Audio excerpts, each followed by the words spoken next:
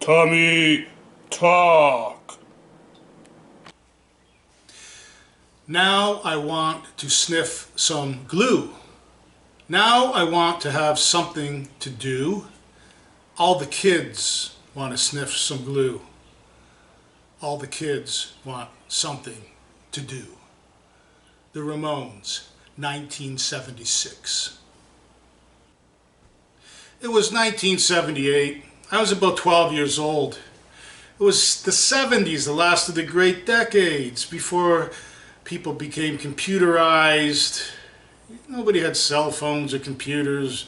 I still used to go over to my friend's house and knock on the door and say, "Brand, oh Brand, is Brand home?" You know, all that funny stuff we used to do in the past. AM radios transmitted the Bee Gees and Alice Cooper, and I had a bad case of puberty. There were these Italian twins that lived in my neighborhood. And one night, while riding my bike, I fell into a hole that they dug, head over heels, right over the handlebars. I guess their parents needed it for the garden, the dirt. So they just dug a hole right in the middle of the path. So that's how I knew they were there. Across the street from these Italian twins lived a girl of Indian descent named Lisa. Her house had a space underneath this old wooden porch where the children could fit, and that was what we would call a fort. Apparently this place was quite busy with child traffic. There was myself, the twins, Arnie, and Jerry.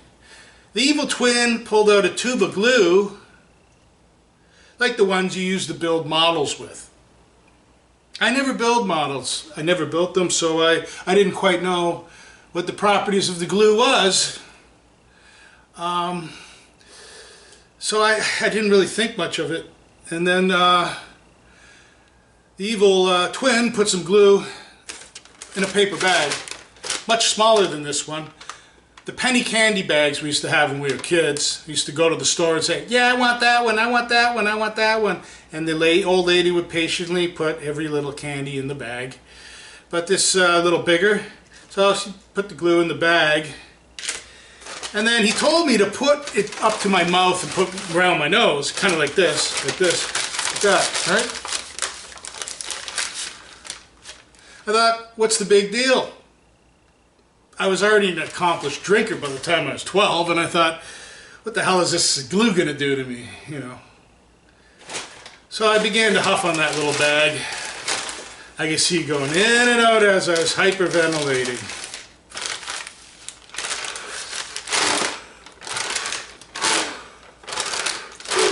You're gonna get so high.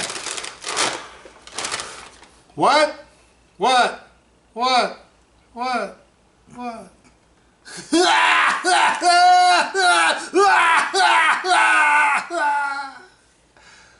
That was Jerry.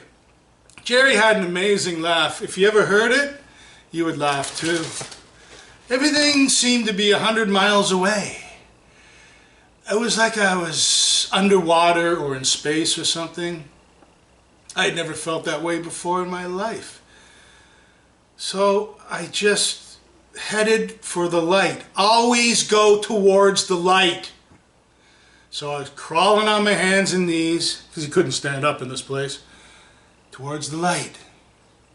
Finally got outside and I was up against the wall. And then some guy come and grabbed me like this. Huh? And it was the twins' older brother. Oh no. He said, "Who gave you the stuff?" I said, "Your brother." And he went, "What?" And then he took off, back off down the street again. Then, after everybody came out of the fort, we were hanging in the backyard, flying around high as kites. And Lisa's next door neighbor was this middle-aged teacher woman, and she looked at us and said, "You kids make me sick." And we let her have it with a tirade of, "Ah, fuck off, you fucking bitch." Then I came down. It wasn't very long of a high. I walked by Lisa's old place the other day. I happened to be back in my old neighborhood again. 43 years later, the old porch is still there. And it's still the same color. And every time I walk by that place, I get a very sticky memory comes to mind. Kids, don't ever, ever sniff glue. And always remember, no child deserves a useless parent. Feed, clothe, educate, and house your children well, or I'm going to give you such a slap